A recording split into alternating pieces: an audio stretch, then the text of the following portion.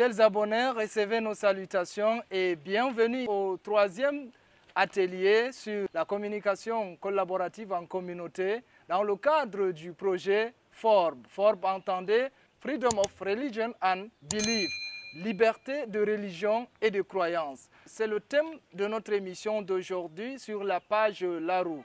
Laroue, c'est une chaîne YouTube, c'est une page Facebook qui vous donne des contenus liés à l'entrepreneuriat, au leadership et à la bonne gouvernance. Le principe est simple. Après la page en couleur, nous allons revenir ici pour aborder donc de la question de la liberté de religion et de croyance avec un invité. Je vous laisse le temps de liker, de vous abonner et de partager la vidéo.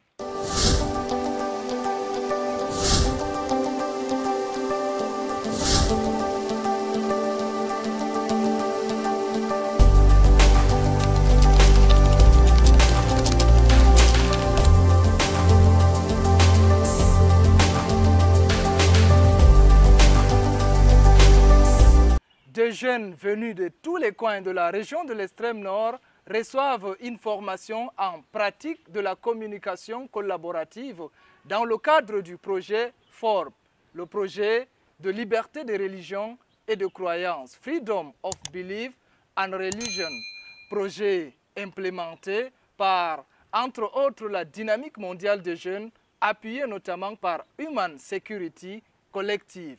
Pour parler aujourd'hui de la liberté de religion et de croyance, nous avons un jeune qui a œuvré dans sa communauté pour pouvoir promouvoir la liberté de religion et de croyance. Vous le voyez, c'est bien M. Aladji Moustapha qui nous fait l'honneur de répondre à l'invitation de Laroue. Monsieur Aladji Moustapha, bonsoir. Bonsoir, monsieur. Merci de répondre à l'invitation de Laroue. Bienvenue à Maroua. C'est moi qui vous remercie. Vous avez quitté Kolofata, votre village, justement. Dans le cadre, vous êtes venu ici à Maroua dans le cadre d'une formation, dans le cadre également du projet FORB. Bien sûr. Aujourd'hui, quel est le contexte de la cohabitation interethnique et interreligieuse dans le Mayo Sava en général et à Kolofata en particulier? Bon, le contexte ou l'état de cohabitation entre interethniques ou interreligieux dans le Mayo Sava et à Kolofata en particulier n'est pas du tout satisfaisante. La communauté dans cette localité, c'est-à-dire dans le Mayo Sava en général, nous avons deux communautés, dont la communauté majoritaire étant les musulmans et la communauté minoritaire, les chrétiens, ne sont pas en parfaite cohabitation. La cohabitation est n'est pas satisfaisante du tout. Nous allons vérifier les chiffres. Vous avez dit que la communauté musulmane est majoritaire, justement, que la communauté chrétienne est minoritaire. On peut vérifier les chiffres. Mais dans ce contexte-là, comment vivez-vous donc la question de liberté de religion et de croyance? Bon, il faut déjà relever que dans cette communauté, il y a des conflits interreligieux et interethniques. Ces conflits tiennent à la différence de l'identité religieuse et ethnique. Il y en a qui sont rejetés pour leurs différences ethniques, il y en a qui sont rejetés pour leurs différences religieuses. Alors la liberté dans cette localité n'est pas du tout effective. Ça se manifeste comment? Vous pouvez nous prendre des cas? Oui, nous pouvons prendre des cas, par exemple le conflit interreligieux qui a eu lieu à Aïssa Hardé entre deux communautés de différentes ethnies. Le conflit interreligieux qui a eu lieu dans la localité de Gouzoudou. Oui, ça se manifeste comment? Quel est l'objet du rejet? Pour leurs différences religieuses, les gens oublient qu'ils sont tous pères, ils oublient les identités qu'ils ont en commun. Ils se basent sur les identités qui leur différencient, dans la religion, les ethnies, pour rejeter l'autre, n'est-ce pas? Et ce qui les conduit inévitablement à la division de la communauté, ce qui les conduit à des conflits aujourd'hui qu'on observe par exemple dans la communauté de Gouzoudou, où ils sont arrivés à une division des chefferies chrétiens et musulmans lorsque vous arrivez dans la localité. Qu'est-ce que vous entendez par rejeter l'autre? On l'empêche de boire de l'eau, d'habiter sa maison? Rejeter l'autre, c'est ne pas l'accepter, ne pas collaborer avec lui, n'est-ce pas? Ne pas partager certaines, je peux dire par exemple les points d'eau, ne pas partager certaines ressources en commun. C'est ça le rejet. Déjà quand vous arrivez dans notre localité, lorsque vous voyez même la disposition des quartiers, vous verrez qu'il y a quartier chrétien, quartier musulman. Alors cette disposition est source de conflit aujourd'hui. La cohabitation n'est pas du tout parfaite. Il pouvait avoir mélange. En dehors du rejet que vous avez évoqué, quelles sont les autres barrières qui empêchent aujourd'hui la liberté de croyance et de religion dans le Mayo-Sava? La non-représentation des minorités au sein des sphères de prise de décision, comme par exemple au sein du conseil municipal. Voilà. Alors, il devait, le conseil municipal, je prends un exemple, le conseil municipal devait refléter la composition sociologique du milieu. Mais lorsque c'est basé à une seule communauté, alors il y a rejet. Oui, il y a le rejet, il y a également la sous-représentation. La sous-représentation, oui. Ce sont les barrières qui minent la liberté de croyance et de religion dans le Mayo-Sava. Parlez-nous du projet FORB dans le cadre duquel vous êtes ici à Maroua, le projet de Freedom of Religion and Belief. Le projet FORB, comme vous l'avez dit, Freedom of Religion and Belief, en français la liberté de foi et de croyance. Le projet porte sur, comme son nom l'indique, la liberté de foi et de croyance, n'est-ce pas? C'est un projet qui met l'accent sur les jeunes, le potentiel des jeunes. Les jeunes étant disponibles, énergétiques, n'est-ce pas, sont au fait des phénomènes. Ils peuvent être à la fois bâtisseurs et destructeurs. Alors, le projet met l'accent particulièrement sur les jeunes. Nous sommes à notre troisième formation. Nous avons déjà fait 2 formations précédentes. Nous sommes à une troisième formation dont le thème est la communication collaborative. Le projet est en train de donner une compétence aux jeunes pour lutter contre ces conflits qui tiennent à la religion, qui tiennent à l'ethnie. Ok. Avec quel acteur travaillez-vous dans le cadre de ce projet? Le projet FORB est un projet piloté par le HSC, Human Security Collective. Et ce projet, HSC n'est pas directement sur le terrain. Nous sommes encadrés, HSC intervient dans 4 départements, le Mayo-Sava, le Mayo-Tchanaga, le Diamare et le Goneshari. Maintenant, dans chaque localité, il y a un encadreur. Par exemple, dans le Mayo-Sava, nous sommes encadrés par Dynamique mondiale de la jeunesse qui nous accompagne en expertise, qui nous encadre dans nos initiatives. Ok. Quels sont vos rêves à travers ce projet? Mes rêves à travers ce projet, c'est premièrement la collaboration entre les différentes communautés. Une cohabitation pacifique entre les différentes communautés. Par quel moyen? Par la tolérance, par l'acceptation de la différence. J'aimerais que les communautés perçoivent la différence, pas comme un obstacle, mais comme un atout. Ok. Quelle est la place et la contribution de la jeunesse dans le projet FORB? Les jeunes jouent une place prépondérante.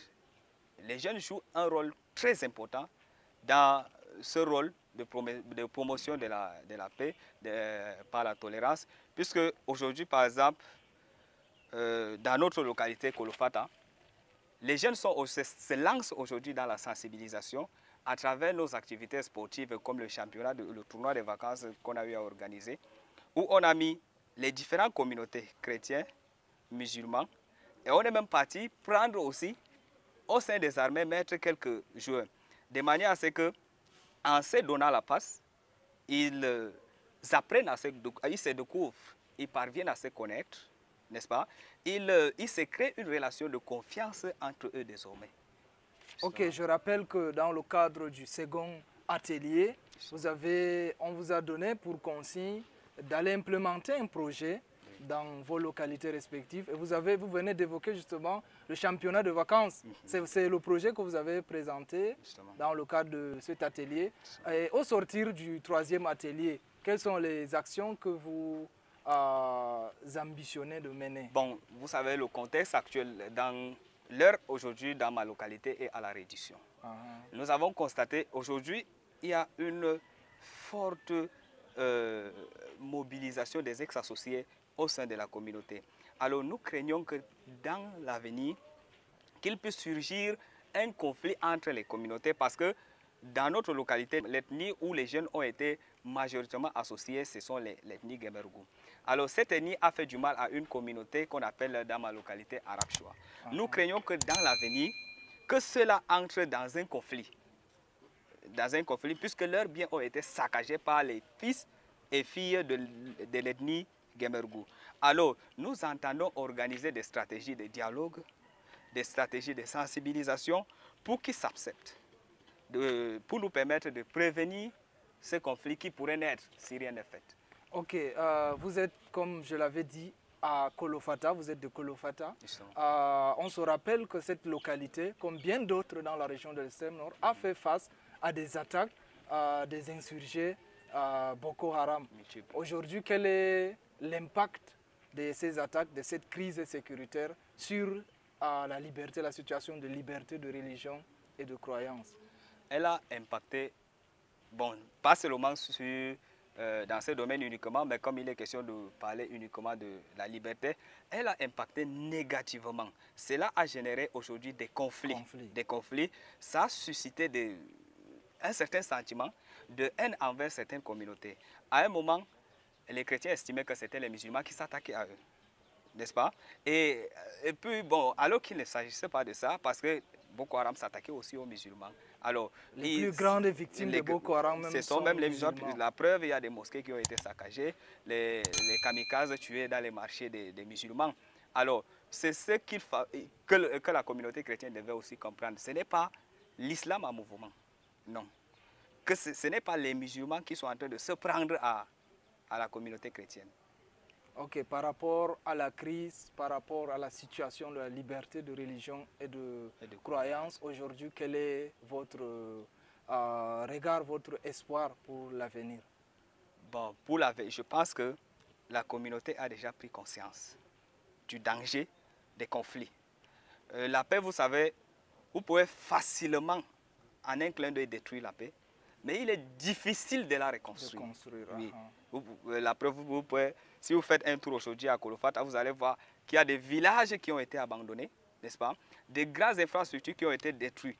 Il est difficile aujourd'hui de les reconstruire. Je crois que la communauté est déjà consciente du danger, de la gravité de certains actes. Oui. Et là, prochainement, je pense, la communauté doit éviter, surtout la communauté jeune, doit éviter certaines pratiques. Ok, merci, Monsieur Aladji Moustapha, mobilisateur communautaire au niveau de Kolofata.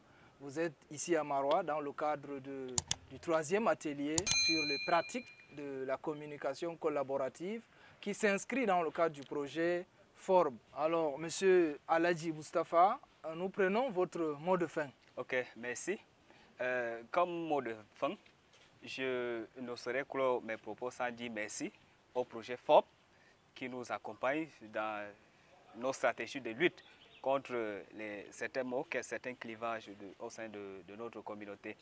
Alors je dirais pour finir à l'attention des jeunes, du Mayo Sava en particulier et de l'extrême nord en général, de prendre conscience en ce contexte délicat, de développer les stratégies, n'est-ce pas?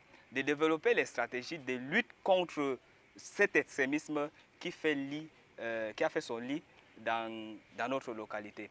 Alors, nous devons devenir des acteurs dans cet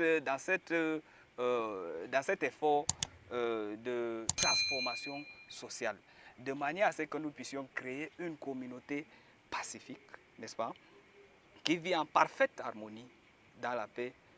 Ceci par quel moyen? Par la tolérance, par l'acceptation de la différence. Nous devons accepter la différence. La différence n'est jamais un obstacle, n'est-ce pas? La différence, c'est un atout, n'est-ce pas? Alors nous devons changer notre manière de voir. Nous devons éviter de voir l'autre qui est différent de nous comme un obstacle, comme un ennemi, comme un opposant. Nous devons plutôt le voir comme un allié, n'est-ce pas? Tout le monde n'est pas forcé de voir les choses de la même manière que nous. Les perceptions sont diverses et c'est normal que nous ayons des perceptions diverses parce que la perception de chacun est fonction de sa position par rapport au problème, n'est-ce pas? Ça, par exemple, face à un problème, ma vision peut être fonction de mon background, par exemple, scolaire, par exemple, de mon niveau scolaire, de mon identité religieuse, de mon identité ethnique, n'est-ce pas? Alors, c'est normal que les gens, c'est normal qu'il y ait au sein de la communauté plusieurs perceptions. Alors, pour ça, il faudrait collaborer pour pouvoir voir les problèmes complètement, n'est-ce pas? Il faudrait dialoguer, il faudrait collaborer, n'est-ce pas, pour faire face à ce défi, pour relever ces défis au sein de la communauté. Merci d'avoir répondu à l'appel, à l'invitation de la roue. C'est ici que prend fin cette émission enregistrée à la procure au siège du diocèse de Maroua-Mokolo. Au moment où les travaux du 3e atelier portant sur les pratiques de la communication collaborative continuent, notre randonnée s'achève ici. Nous vous remercions pour votre attention. Nous vous rappelons qu'il est très important de vous abonner, de liker et de partager. Mesdames et messieurs, on se retrouve très bientôt sur la page La Roue. Bye bye.